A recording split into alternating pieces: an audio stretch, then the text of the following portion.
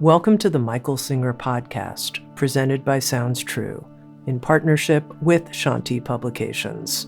For more information about Michael Singer's work, access to all prior episodes, and information about upcoming releases, we invite you to join us at michaelsingerpodcast.com.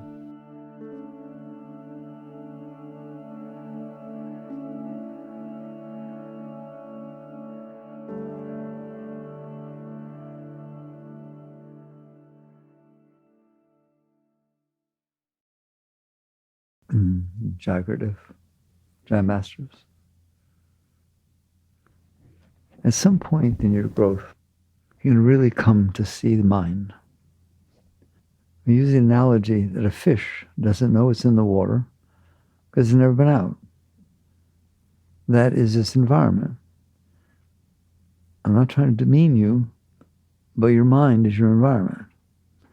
And if you haven't realized that yet, wake up. You live in your mind. Period. 99.99% of every human being who's ever born lived in their mind. Well, don't they live here on the planet? Not really. They live in their mind. They live in what they like and what they don't like, what they believe in and what they don't believe in, and what they want and what they don't want. That's not here on the planet. But I don't know anything about that kind of stuff, does it? It's just this ball spinning through space and doing its thing for 4.5 billion years. But no, you don't live on the planet. Make me cry when I say it. I just want to know, do you really understand that? You don't live on the planet. Your body does, but you don't. You live in your mind. And it's just thinking. It just thinks. It creates thoughts. Is there anything wrong with that? No. Nothing wrong with rocks, nothing wrong with trees, nothing wrong with water, nothing wrong with mind. But you don't live in it. It's not your reality. It's just talk. It's just noise. It's just something they're talking to you. I don't like that. Who said that? Your mind did. You didn't say it. You heard it say that. It walks around. I wish this would happen. Who said that? It is literally a talking machine. That's what it is. It's nothing else. It's a vibration of energy that makes noise. It's a noisemaker. Okay? The trouble is, the noise it makes sense to you. You actually listen to it. If it just went, it's like a mantra. You're fine. It's not going to bother you one single iota. Understand? Quack, quack, quack. The trouble is, it says, I don't know. I'm scared. I don't know if I like that. Well, what if this happens? What if that happens? I'd be so scared. It didn't talk like that. Well, then no wonder you're scared. It's talking to you about being scared. What if it said, I'm fine. I'm always fine. No matter what happens. What if your mind said that? No matter what happens to me, I'm going to be fine. I'm just going to be totally fine. And I'm going to be fine from now on. Okay, fine. That's that. That's a lot nicer. It's still mind talking. Positive thinking is a very good thing. Hear me? I never talk against it, right? But it's still mind talking. You're still listening to mind. But it's a much nicer mind. Okay? If you're going to have a mind talking to you, have it say nice things. I'm not kidding, right? It can say anything. All right. I used to do this way back in the early 70s, right? We're going to do an experiment. Let's see if you're capable. I'm going to grade you. All right? Close your eyes. I want your mind to say hello over and over again. Is it doing it? Wow, you mean you have control of your mind? What a novel concept. You can tell it what to say. You can use willpower just like you can all right, what if your arm did this all the time? And these are my old lectures. I said, well, you'd be good at painting. All right? But no, you say, no, there's nothing wrong with that arm. It's not supposed to do that. It's supposed to do what I tell it to do. Your mind is exactly the same. It is not supposed to just be in there making up its own words and its own talk and doing whatever it wants. No more than your arm is supposed to be doing this up and down. You go to a doctor immediately, wouldn't you? So now close your eyes again. Say hello again, over and over again. Is it doing it? That's all I want to know. Isn't that amazing? No, come on, stop for a second. Who's you? The will, the consciousness, the awareness of being. All right? When I talk to you and tell you to tell your mind to do something, your willpower made your mind do it. At any point, at any time you want. Your mind is to be your servant.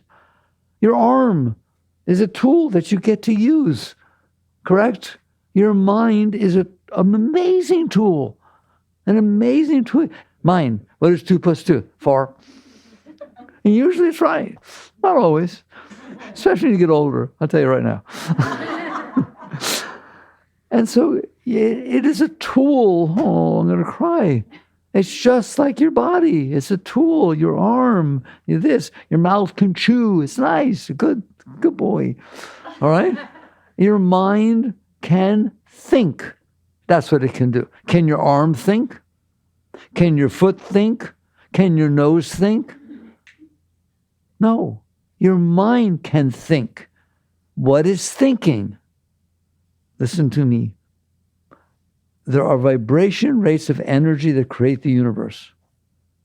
And scientists, Einstein, matter is energy, energy is matter. Difference is just a temporary state. Water is ice is water. The difference is a temporary state. That is exactly what Einstein's saying. You don't have to be a great physicist. Is it not true that water is ice and ice is water? And the difference is just a temporary state? Yes or no? See how brilliant you are? You understand physics, right? Well, what's the difference? The vibration rate. That's the only difference. How fast are the molecules moving? They're the same molecules, they're the same atoms. In ice, they're vibrating much slower, so they can bond together more. In water, they're vibrating faster. In steam, in vapor, they're vibrating even faster. But they're all H2O molecules, okay? That is what Einstein is telling you when he says matter is energy, energy is matter, and the difference is a temporary state. Well, we can understand that when our senses can see it, but he's dealing with something what the senses don't see, what the mind is capable of seeing, which is, and I go through it all the time with you guys, because I think it's very important that you understand stuff. Every single thing you're looking at, you know is atoms. You know that. You understand there's these tiny little sub-microscopic things of which the periodic table has, I think, 98 natural and 108 total. Who the heck knows? Some very, very small number. So basically, test what you're looking at. That's what Einstein's saying. Look past what your senses are saying, all right? But what do you mean it's energy? It's not energy, it's atoms. Well, we look deeper than that. And what do we find out? It's not atoms. I mean, it is atoms, just like there's ice and water, right? But the atoms are made up of something. Electron, neutron, and protons. You know that. Okay, well, that's still not energy. That's things. Electron, neutron, and protons. And they bond themselves together, covalent bonds, all this stuff, right? And they make atoms, and they bond together, make molecules, and then, hi, welcome back. But it's the same thing. Please understand that. Just exactly like ice is water and water is ice, your body is electron, neutron, and protons. What about my body? Where'd my body go? No, you're right. You're just not looking at what's really happening there. It is electron, neutron, and proton, right or wrong. And you care very much about what it looks like. Oh, yeah, but what a hell of an electron. That's gorgeous. Is it the truth that I'm talking or not? And ye shall know the truth, and truth set you free. That's truth. So basically, exactly as ice is water and water is ice, your body is electron, neutron, and protons. The building is electron, neutron, and protons. The air is electron, neutron, and protons. The sun is electron, neutron, and protons. All the galaxies are electron, neutron, and protons. Just like ice is water and water is ice, the entire universe, physical universe, is electron, neutron, and protons. Okay? Well, that's still not Einstein saying matter is energy, energy is matter. That's electron, neutron, and protons. Yeah, but they have these things called super colliders over in France and Switzerland, right? Miles long, and billions of dollars of equipment were built so that they could take those protons and aim it at each other at the speed of light, at tremendous speeds, and billions of them aiming at each other. And every once in a while, one of them will collide head on with the other. And what happens? They have these giant sensors that are unbelievable. They're like, not as big as the Empire State Building, but really big, all right? I'm saying like, 30, 50 feet, hundreds of feet high. And when that collision takes place, for a billionth of a trillionth of a microsecond, that proton breaks apart. And there are things that make up the proton, subatomic particles. They gave them names. Who knows the names? Quarks, leptons, bosons. You talk about quantum physics here. That's what quantum physics is studying. What happens when you break apart a proton or a neutron? Electrons are primary, they don't break apart. But aim protons at each other, and you end up with up quarks, down quarks, charm quarks, strange quarks, and bottom quarks and top quarks. That's literally, I remember them. I like knowing that. It's kind of fun to know that's what's down there, all right? And did you know that 2 up quarks and a down quark make a proton? And 2 down quarks and an up quark make a neutron? So it's like, these are the pieces. Okay, fine. That's still not energy is matter, matter is energy. That's still things, particles, right, that break apart. Why don't they stay apart for like a trillionth of a second, nanoseconds? Why? Because there are forces that held them together, and those forces will put them right back together. The moment they break, its natural state, boom, it bonds. Just like water is H2O molecules, right? Break it apart, put it back together. So, but we're still not down to energy. Well, then they got there. And I love it. I love it to pieces. And mathematically, they can't actually see it, but they got down and saw that the big question that came up, it happened really very early in 1900 something, is light itself, a photon, right? Is light a wave or a particle? Is a bunch of particles bouncing together that make up light, or is it a wave? And they found it had properties of both. If you studied it from one angle, it was particles. So from another angle, it was waves. And they went further down and they found out that ultimately it's waves. I don't want to get into the details. Ultimately it's waves. They found out that light is a wave. You know what they found out? So are protons. So are quarks and leptons. Every single thing is a wave. There's no such thing as a particle. No more than there's any such a thing as ice or water or steam. They're just different states, right? Down there in the quantum field, all it is an irritation, an agitation of a field that could be still, but it has an agitation in it, and that agitation is a wave. And those waves put themselves together and appear to be quarks, leptons, bosons, atoms. It's all energy. Wow. Who else taught that? The yogis. It's nothing but light. It's all made of light. Who else said that? The Bible. In the beginning, God said, oh, turns out to be true that quantum physics says it's made of light. That's all there is waves. Just wavelets down there, putting themselves together. Bop, bop, bop, bop, bop, bop, bop. Hi, welcome back. All right, but you're not here. Okay, so that's what mind can do. The fact that your mind, the human mind, has figured that out. That's why you were given a mind. Okay? It's a gift, like you were given an arm. And so basically you get to the point you have a mind. The mind is different. Okay, I'm going to do it. I'm a yogi. What's the difference between those quantum irritations, agitations in the field that end up making physical form? Where's mind? I don't see mind. No, that's right. Because mind is a higher vibration rate than those vibrations. Even the beginning quantum vibrations, all right, are slower than the mental plane. It's all vibrations. It's all vibration rates. And you start from the grossest, which is physical form, and then you come on up and you end up with a field of energy that's vibrating so fast that it can put itself together in a trillionth of a second. It can go across the galaxy, right? It's just, it's phenomenal. It doesn't have to follow the physical laws, does it? Mind doesn't follow the physical laws.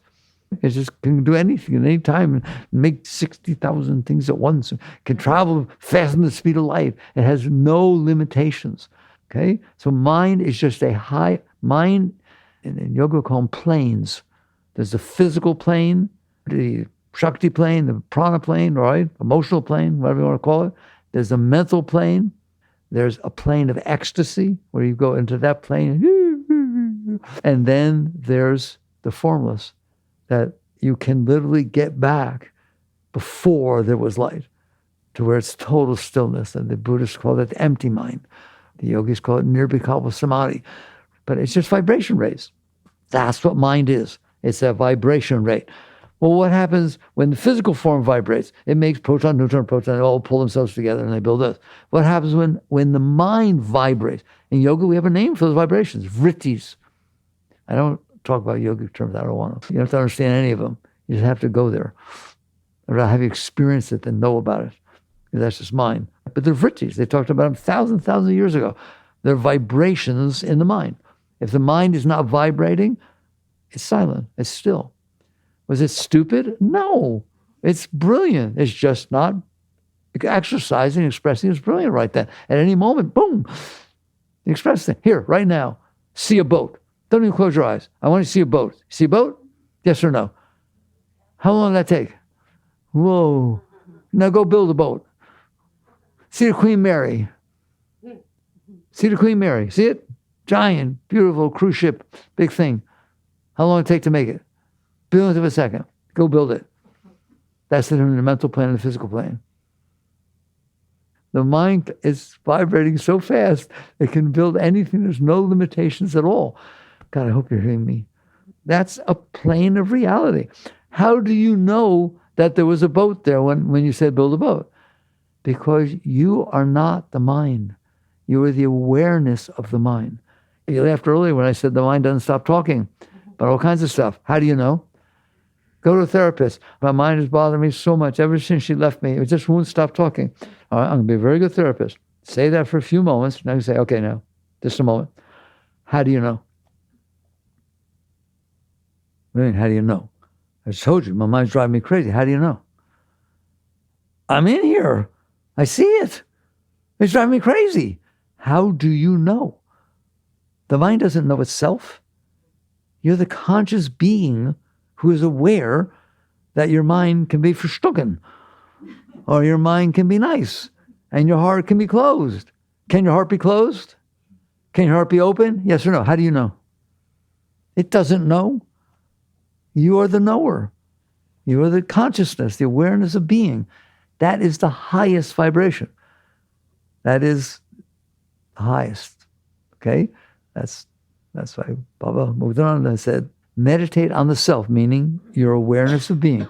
You who's in there, aware that your foot hurts. You who's in there, aware that you're hungry, that hunger is there. You who's aware that your mind is talking. You who's aware in deep meditation that the mind's not talking. I love it. You come back from deep meditation and you sit there and say, I went so deep. It was so quiet. How do you know? Because you're there. You're always there. You're the consciousness, all right? So now we have consciousness being aware of the vibrations of mind. Is your conscious aware of your fingers in your hand? How do you know? Because you're conscious. Are you conscious of the physical plane? Are you conscious of the physical plane? Are you conscious of the mental plane? Are you aware that your mind is doing something? Of course you are. Have you ever felt love? That's not mine. That's the emotional plane. I'm so in love. How do you know? That's a deeper question than why. I don't care why I'm in love. How do I know I'm in love? Well, I wasn't before. Because I'm in here. Can you be in love 1 minute and then not in love the next minute? How about the next second, next nanosecond? Somebody looks at you the wrong way, or says the wrong word, or doesn't say the right word, or doesn't look, or looks at somebody else the wrong way. I tell you, it can change in a billionth of a second. Look at the power of mind and emotion. These are higher vibration rates. And they can change very quickly. And your will has the ability to make them do what you want. Now, mentally, you see that. But if I say to you right now, open your heart, feel love, you wouldn't know how to begin. Something has to stimulate you so that it opens.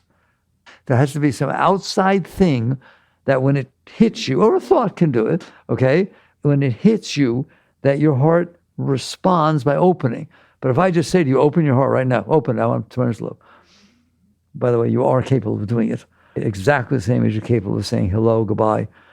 Look how easy it was to make your mind do what you want. The moment you wanted it, the minute you exercise will, you don't even know you're exercising will. It's just instantaneous. Boat, hello, goodbye. Not hard. You don't see you do that hard. Now closing, you can do that right away. So you're understanding that you're conscious of different levels of reality, different levels of vibration. They're all reality. Is your mind part of reality? Ask that of a physicist. No, it is not. I don't see it. It's not made of protons, neutrons, electrons, or anything like that. No, you don't have one. It's very funny, right? They can't see it. Why? Because they don't have instruments that can pick up that subtle rate of vibration. They didn't used to be able to pick X-rays, ultraviolet, infrared, and then when they were able to pick them up, they just made them part of the electromagnetic spectrum. They're normal. It's not another plane of reality. It's just a different vibration rate. Someday, and I'm nice and old, and I'm so happy I will not be here, they will be able to pick up your thoughts. I guarantee you, they'll be able to pick up your thoughts. They'll have instruments, mechanics, that they sit there and pick up your thoughts. Isn't it interesting that you can pick up your thoughts? Whoa, that's quite an instrument you have that picks up your thoughts. Your consciousness can pick up every vibration in creation because that's God dwelling in there. That the creator of the universe is consciousness. Okay? So now we're back to mind. So what is mind? It is vibrations on the mental plane. It's vrittis, vibrations on the mental plane. Can the vibrations be high? Yes. Oh my God, I'm so happy. I just feel so much love. I think I'll always feel this way. Can the mind do that? Yes, it can. Oh my God, I'm so depressed. I'll never be happy again for the rest of my life. I can't even imagine. I don't even know why I'm still alive. Can it do that? Answer me. Yes. Same mind. Wow. Could that possibly be different vibration rates of energy? Some higher, ice, steam, water. It's the same thing. It's just different vibration rates, but this is a plane that's higher just to begin with, and it can vibrate at high levels and at low levels. My mind's been so heavy lately. It feels like it feels a weight, carrying the weight of the world in your mind. Okay? That's pretty neat. Or it can be, I just feel elevated and high. I feel high. I feel low. Vibration rates of energy. So there's mind. It's just a thing that can vibrate at different rates. And the neatest part is your willpower, your will, has the ability to make it do what you want it to do. All right, so what happened? What went wrong around here? No, seriously, you can't explain it. You can't understand it. Okay? Vibrations come in from the outside, don't they? I told you, I feel like I'm repeating myself. You do not look out through your eyes. You've never, ever looked out through your eyes ever in your entire life. Light bounces off objects, photons. They hit the light-sensitive atoms and molecules in your eyes, which stimulates the nerves, the optical nerves, which send the vibrations back, and you see it in here. You're not looking at me out there. I'm coming in to visit. That's why they're called senses. They're sensors. They pick up what's out there. You don't go out there. You stay in here. They come into you.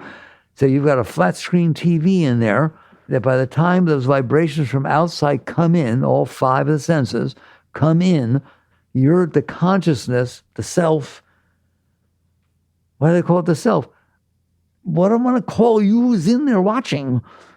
You is in there experiencing. You in there knowing that you know that you're in there. All right? It's yourself. How's that?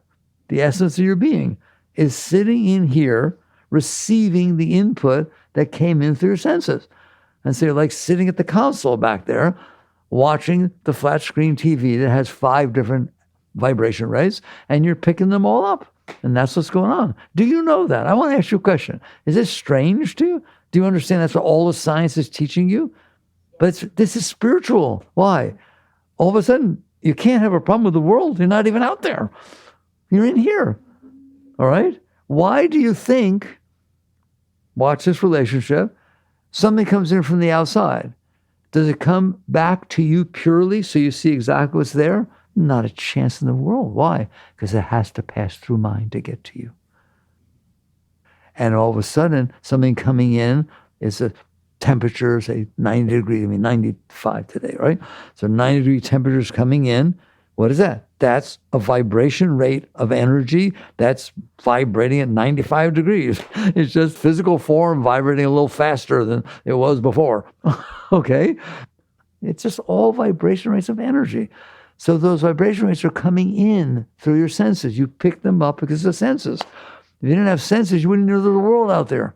It comes in through your senses, and it paints the picture in here. But in order to get past the physical plane and to come in, it passes through the emotional and the mental plane to come back to the consciousness. And guess what those planes do? I don't think you need to guess. They kind of distort the stuff as it comes in, right? So all of a sudden, it comes in as a vibration rate of temperature. And by the time it passes mind, oh my God, it's so hot, I can't handle it. I don't live in Florida anymore, this is crazy. It's all the global warming, and I don't know what I'm going to do about this stuff. How you doing? Ah! So you can't handle temperature, eh? Have I told the truth? That's what's happening. So the physical plane comes in, it just is what it is. It's hot when it's hot, it's cold when it's cold. Remember, we quote the Zen. Water's blue, flowers are red, grass is green. Now go home, grasshopper. That's the teaching. Things are what they are, and they come in. Why are you making this thing out of them? Why do you need this mind judging everything and this liking and not liking? And you got a little bit of that, liking and not liking. That doesn't come from your body. Believe it or not, it does not come from your body. But what if something hurts? If it hurts a little bit, people, hey, I was going to say football. There are people play hockey out there. They stick and beat the hell out of each other, right? Rugby, right? I'll bet you they feel not so good a lot of times. They kind of hurts a little bit. They go right back out there, right? So yes, it can hurt. It can feel pain. It can feel not good. It can feel hot. It can feel cold. That's fine if you're okay with it. If the mind is okay with it. Like football players, they are okay. They're used to it. They got soaked in these, tubs, and they get back for a week before they can go play again, and they go right back out there. Hey, stop for a moment. You're a quarterback in the NFL. Okay? You all, I don't care if you're into it or not, you're starting to quarterback in the NFL. And then there are these 11 people on the other side that want to kill you. And they have padding, and they just bash each other and do everything they can to get to you and slam you to the ground. And you come back every play for more. What's that telling you? I can handle it. I did not feel it. It came in. My mind did not complain. My mind did not say, I'm out of here. How dare you hit me that hard? Did it? It got back up and said, okay, we'll do better next time. The one thing they say about the quarterbacks, I like it. They say a quarterback must have a very short memory. Ever heard that? Why? Because if they get slammed to the ground in the last play, that better not be on their mind this time. Okay? If they threw a pass and it got intercepted and somebody ran for a touchdown, that better not be on their mind when they come back out. Or they ain't going to throw a very good pass. They won't be able to be here now. Mind. See it? It has to pass through your mind to get to you. Wow. If that's all I ever taught you, I've done my life's work. But you know it's true, don't you? It has to pass through your mind to get to you. And what can the mind do with it? Oh my God, anything it wants. Got it? All right. So why is it negative? Because it is negative. Isn't it? It tends toward the negative. It tends toward, there's a problem here, and I better solve it. Things are not okay. And if they are okay, they won't be. If they are okay now, they weren't. Come on, am I telling the truth or not? I know you're nice spiritual people, positive-minded. Is it not true that that's the tendency toward mind? And you have to work with it for it to not be like that. Okay, why? Okay, it's not difficult. Mind in its natural state is mind. It's just mind. It's a field of energy of a very high vibration rate, and it can go the whole universe. It's just like there's a physical universe that goes on forever. There's a mental universe that goes on. They all go on forever. But what happens? So now the physical plane comes in. It has a vibration. I teach this all the time. It has a vibration rate. Rattlesnakes don't come in the same as butterflies. They have different vibrations. Everything has its nature. You didn't do that. You didn't make the rattlesnake be scary. It was meant to be scary. It wants to be scary. Why do you think it's rattling? Shh, get away from me. And the butterfly lands on you. And it's so sweet and fun and pretty. Okay, and the flowers are really nice. Everything has a vibration. That's its nature. I'm like, there's nothing wrong with it. Everything has its nature. And when it comes in, its nature comes in. It passes through emotional, mental, and then comes back to you, and you get to experience its nature. A rattlesnake, whoa, you experience it, okay? You don't get weird about it. You don't sit there and say, I don't, listen to me. Everything's coming in, you're experiencing it, and all of a sudden, way back in here, the consciousness says, can't say anything, but it says, I don't want to experience this. That's the fall from the garden. I don't want to have experienced this. Now let's go slow. I love that sentence. Me in here, the consciousness. Obviously you experienced it. You're back in there knowing you experienced it. All right. I don't want to experience it. Well, by definition, you experienced it. You can't not want to have experienced it if you didn't experience it. Let's be logical. Okay. I don't want what is to be. I don't want that rattlesnake to exist. I don't want to have experienced it. I'm sorry, Charlie, it does exist, but I don't want it to. I don't want Saturn to have rings. Wow, where did that come from? That judgment, that resistance. Wow, that's powerful stuff. Otherwise, the world, God created heaven and earth, the whole world, created the universe, and he's now, consciousness is experiencing what it created. That's what's going on. Awareness of being is experiencing what there is to be aware of. Don't worry, you don't have to experience it all at once. Your senses are limited, right? You can only see so far, feel so much, right? But what is what you're experiencing. It's supposed to come in and you experience it. I'm telling you, you'll get to a point you understand that is God experiencing the reality that God created. That's what you're feeling. Just there's a moment in front of you, you get to experience that. You're emissaries of God experiencing creation. The consciousness is experiencing the part of creation that your senses are picking up. And it's being all sent back to one consciousness. And it's just this dance of creation. And you have a job. Be here now. Be here. Honor, respect, experience. Just, wow. What kind of experience, isn't it, life? Who's experiencing it? Consciousness. What's experiencing? Life. What's wrong with that? Obviously nothing, because it is what is. And you will never have it be other. Nothing that ever happened will ever not have happened.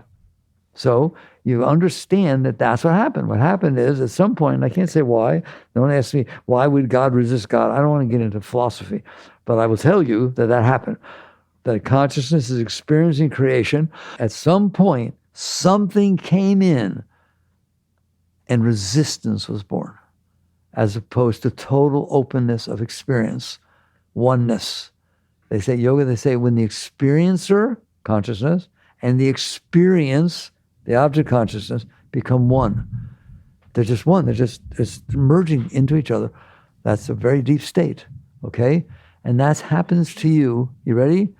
Every one of you are 99 I usually say 9, I'll be nice, 99% enlightened. What does it mean? If it means enlightenment, that everything comes in and you experience it, passes through and doesn't touch anything or do anything, mind has no trouble with it, right? 99% of everything you ever experienced in your life did that.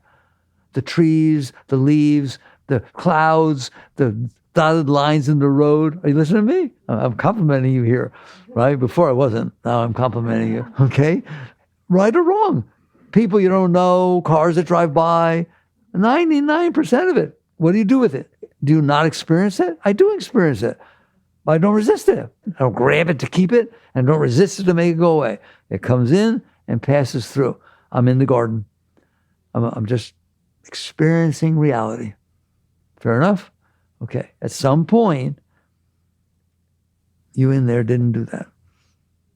The awareness was aware of it. It got to me, but I didn't want it to happen. I didn't want it to have happened. Or I don't want it to go away. Buddhists call it clinging and resisting. I either resisted what came in or I clung to it. Not so hard to understand, is it? When you do those two things, guess what happens? It stays. What stays? The vibration that came in is energy. It came in, and your will is the most powerful energy in the universe. Look how powerful you are to make your mind do what you want. You can do all kinds of things. You resisted that energy, and you are more powerful than any energy that exists, and you have the ability to stop it from coming in further. You can't stop it from having happen, but it doesn't have to come all the way back. I end up always talking about this because you're so close to understanding really deep stuff. This is what's happening. Have you ever had an experience that was so beautiful, just rare, like a once-in-a-lifetime type experience, love or sunset or something, that you said, that was so deep, it touched me to the depth of my being. I felt like I was in the presence of God. You were. I guess there was nobody in between, right? It blew me away. It blew what away? Your body blew away? No, mine did. It made it in the whole way. It touched me to the depth of my being. That means the vibration came in and went right through, and your experience, or you, the consciousness, merged with it. They can't even talk. It's so beautiful. How come when there's deep, intimate love and just merging, that your eyes are closed? Don't you want to see what's going on? No. I want to go bye-bye. Can you go bye-bye? You all know what going bye-bye means, right? Pretty rare, isn't it? No resistance, not just total, whoa, melt in the experience. That's what it's supposed to be like all the time. Literally, I know it's hard to believe. Things come in, they pass through, and you experience them. You can bring them back. There's memory in there too. Mind has this ability to memory, but they don't get stuck in there. You didn't hold them in there. I know. Have you ever had experiences that are still bothering you, even that happened a long time ago? You have experiences, and then they keep coming back, right or wrong. Why? There must be some glue in there that help. No, there's only you in there. Nobody's in there but you. It's a single occupancy apartment. You're the only one in there. And if it stayed in there, it's because you resisted it. And when you hold on to it, it stays. And I always make fun, have some fun with the exact point in the talk. Isn't it interesting that the things that bothered you the most, you decided to keep? Didn't you? You stored that stuff in there. Why? Because I couldn't handle it. Well, that's why you should let it go if you don't like it. No, I couldn't even handle experiencing it. But you did experience it. Yeah, but I didn't want to. Suppression, repression, denial. Is that not the foundation of Freudian psychology? Isn't it beautiful? We're not talking abstract. You're in there doing that stuff. So one thing comes in, and whatever reason, the vibration was too strong, it was whatever it was, it distracted your consciousness to focus on it, and when you focused on it, it stayed. If you don't focus on it, it goes right through. But if you focus your consciousness on something, I need to concentrate. Was that concentrated orange juice? Yes, it's concentrated. And when it's concentrated, it's power, and it freezes, and it holds it in there. And you hold things in there, don't you? And things is a funny word. Maybe there's as many stars in the sky as how many things you've held in there over the course of your life. And they're still in there, and now things come in and hit them. Hit what? I thought it went right through. No, you blocked it with this stuff you held in there. It doesn't go right through anymore, does it? It has to pass your filter system. I like it, I don't like it, I can accept it, I can't accept it. Don't talk to me that way. I'll never talk to you. I can't believe you said that to me. That's not the self saying that, I'll tell you right now. The self experienced what the person said. Your mind said, my mother talked to me that way. I'm never going to put up with that again. You're talking just like my ex. I can't believe it. Whoa. That didn't make it all the way through, did it? Now you understand mine. Do you understand what's going on? And I started a whole discussion by talking about that, about mine, right? Now you understand there's nothing wrong with mine. It's brilliant. It can do anything. It's what you did with it at some point. You did it. Mommy did this. You couldn't handle it. Daddy did it. You couldn't handle it. Parents got divorced. You couldn't handle it. You got divorced. Couldn't handle it. Or something came in that was really beautiful and you wanted to stay and it didn't stay. Couldn't handle it. Anything you hold on to leaves an impression. Why? Because you wanted it. You held on to it. It left an impression. This field, remember the field was just an empty field of mind. Now it's not empty anymore. It basically got stuck in there. That's your stuff. It hit my stuff. You use those terms. It hit my stuff. What stuff? It's empty plane. No, I stored stuff in there. What stuff? The stuff I didn't like. Yes or no? And now things hit it. And even if the outside's not hitting it, I have a thought that hits it. One thought can hit another thought. Yes or no? Yes. Wow. I love talking to you. What's that telling you? One, you're messed up. And two, you don't have to be. I love the fact that I did it. That means I cannot do it. It's not like you did it to me. You didn't do it to me. You did what you did, and then I did that to me. Because I couldn't handle what you did. I didn't like it. Do you understand how close you are to the deepest teachings that have ever been taught? The Buddha's Four Noble Truths. All life is suffering. I think you understand that, right? Why? This guy came back 500 BC, meditated, starved himself, went through the process, oh my God, right? To try and learn, why is there suffering? Why is there so much suffering? And he came back. Imagine going to the monks that they didn't go do what he did. They didn't know philosophy, right? Religion. And he came back. He said, I found the cause of suffering. They said, we know the cause of suffering. Old age, sickness, dishonesty, fear. We know there's cause of suffering. He said, no, there's one cause of all suffering. That's the second noble truth.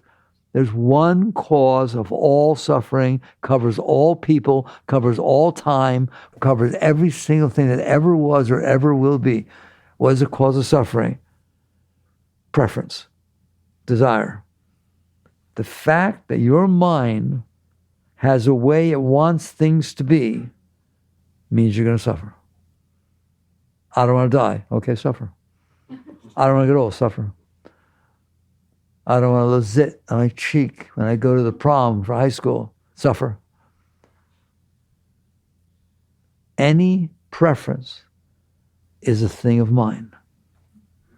God has no preference. Not my will, that thy will be done. Okay? God created the whole universe, Alpha to Omega. It's just reality. Reality wins. The trouble is, in our mind, because of our past experiences, we held on to things, didn't we? And now I prefer red over blue. Now I prefer to, oh my God, look, I have an age mark there. I've been counting them. There's one more. What are you doing? You're creating preference, like the Buddha said, translated as the cause of suffering, desire. I use the word preference. Zen patriarchs have used the word preference. Why? Because you all think desire is lust. Preference, now you get a little subtler here. What is a desire? A preference. You can't have a desire without a preference, can you? So preference, you can relate to that, can't you? Have some preferences? You suffer because you don't get them? You suffer when you get them and they go away? You suffer when you get them and you're afraid you'll lose them? Come on. If you really, really, really need something so much, aren't you afraid it might betray you? Ever been betrayed? Ever been betrayed? So you held on to that, so now you get what you want, and you're afraid you'll be betrayed again. There's no end to it. Okay? You've held on to this stuff, and now everything that comes in hits it, and now you have a filter system in there of preferences. Preference 4, I want this to happen. I don't ever want that to happen again. And there you are. So now you have this filter, and now you're afraid of life. You're afraid of people, you're afraid of life, you're afraid of food, you're afraid of everything. All right? Because you've gotten sick before. I'm sure I can eat this. Is it vegan? You sure? How vegan? Okay? Which is fine. It's fine. Just be aware that if, let's say you eat it, And then you find it's April Fool's Day. Just kidding. It had meat in it. Ah! Oh my God. You weren't doing that before. You knew it had meat in it. What's with you? Mind, mind, mind, mind, mind. Dear mind, hi. The cause of all suffering is preference. Is it not? Well, what's Buddha's third noble truth? Because that was pretty deep, the second one. To end suffering, end desire. And that is one of the most misunderstood ones. Why? Because they think it means renunciation. It means have a desire. It's natural to have a desire. We never said that. But don't give into it. Don't deal with it. Don't have desires. Well, what do I do if I have a desire? Make believe you don't. It's called suppression, repression, denial. And that is not the spiritual path. That's not what it means to end suffering and desire. If you end suffering, you try to end suffering by suppressing your desires. No, you've kept it. It will come up. It's like a computer virus. It just grows, and doesn't it? Come on, all right? It goes down there and does weird things and gets worse. It's terrible. Suppression is a terrible thing. Well, then, if suffering is caused by desire, preference, and I have these preferences, I'm supposed to get rid of the preferences. No, you don't want that. No, you don't want that. But I do. No, you don't. I like it a lot. Okay? You want to go to God? All right? Don't give in to your preferences, but love God. That's an oxymoron to me. How do you love something that you have to suppress and it's causing all these problems inside of you? Are you listening? That is not how you end desire. That's not how you end preferences. You work at the root. There's a root of preference. What? You had experiences in your life that you suppressed, that you held on to. If you want to release preferences, release those suppressions. Release the stuff that you held in there, and now more can pass through naturally. I was going to a flower show, and I had this rose. It was just the most beautiful rose that could ever exist. I had it in my garden, and I had nets around it and everything. I'm going to take it to the flower show. I'm going to win first place in the most beautiful flower that could possibly be. And I go in there in the morning, and this ladybug took a chomp out of my rose. How you doing? Oh. Are you in that state of deep depression, fear, and anxiety because the ladybug took a chomp out of your rose? No. You have a preference that the rose be perfect and there not be a chomp in it.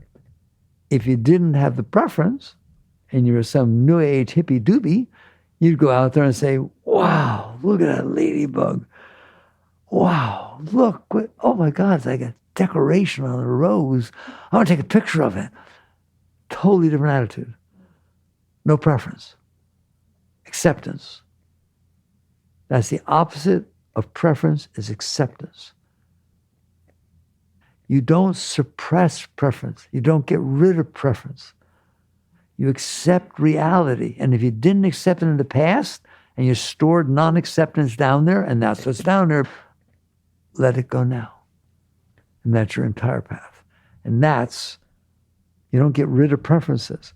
You get rid of why you have preferences. Acceptance means I'm open. I'm open to, okay, this is what's happening. Life did, whatever it is. But that's not what you did your entire life. You didn't do that your entire life. What you did was anything that didn't feel good, you said, I don't want this to happen ever again. And it felt good. I don't ever want it to go away. And you built some scars, called some scars, these patterns in your mind and heart that are blocking reality. That's what they are. They're blocking reality. If you didn't want reality to happen, good luck. And that's what's going on. And that's how you get rid of preference. You don't get rid of preference. You let go of the reason you have preferences. Why do you like green or you have purple on your shawl here, right? What if you walk out of here and somebody says to you, who do you think you are, Christ, wearing a color like that? Don't ever do that again. You will put that thing on without getting scared of being rejected. That's how easy it is to develop a preference. It comes in and you didn't like it. It didn't feel good. Good, fine. You have to fight it, right? Just let it pass. You let it pass through. It doesn't matter. Somebody doesn't like you. Hi.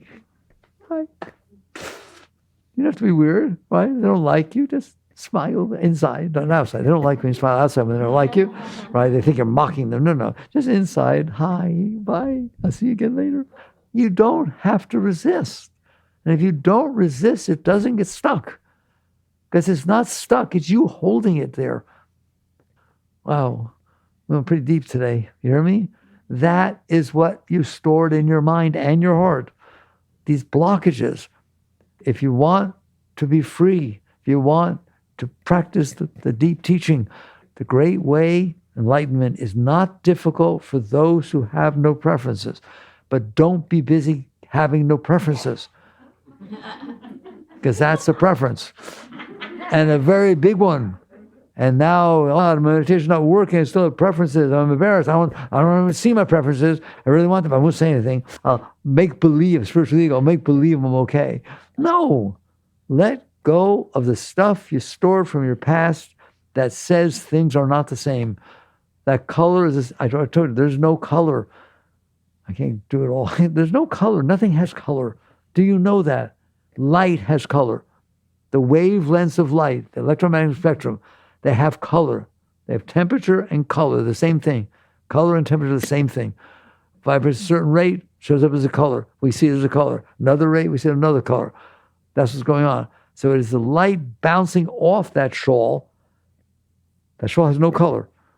But the particular wavelength of light that is blocked by the molecular structures of that shawl bounce back at me, and those are the wavelength I see. And so you catch on. Will you please just let go of these preferences? Because then you suffer if you don't get what you want. This is spirituality. This is the deep, deep understanding. And like purification doesn't mean never swearing. Purification means there's nothing in there blocking the reality that passes through. You've purified your mind. Now you can use it for what you want. Otherwise, it gets stuck in there and it starts blabbing. Why is it blabbing? Because it's trying to release the energy you stuck in there. Go block the Colorado River with the Hoover Dam. I guarantee you it's still trying to get through. Get the tiniest little hole, they got to better patch it. You can't block energy. Hear me? And if you do, it better be an opposing force of energy. So you've blocked all this energy in there. You stored it. It tries to release all the time. That's why it talks the way it talks. Even when nothing's wrong, something's wrong. Something has to be wrong because it has this feeling under there because it blocked all this energy. Let go of that blocked energy and you will never have that feeling again. You just feel love. You feel joy. You feel excitement, enthusiasm, passion about everything. I'll stop with once somebody said to me, well, the third Zen patriarch, you quote that, Mickey, all the time, the great way is not typical, those are preferences. But what do I do is I have preferences. And I played. I said, okay, I'll tell you what we'll do. And I got a special dispensation from the third Zen patriarch to change this. I'm going to change his famous sentence, the most famous sentence ever said. Okay? And it's going to say from now on, the great way is not difficult for those who prefer everything. That beautiful? You're welcome to use that. You're welcome to live that way. I like the ladybug. I love the ladybug. And she gets to eat. And I'm honored that she took a chop out of my rose, okay? But then you can't take it to the flower show. Then I won't go to the show. Or I'll take it to the flower show and everybody laugh at me. And that will be fun. The great was not difficult for those who prefer everything. Have we communicated at all here? Do you understand mind a little bit better than you did? And why it's the way it is? And that you have the ability to liberate yourself, to free yourself. Okay. Jagrata.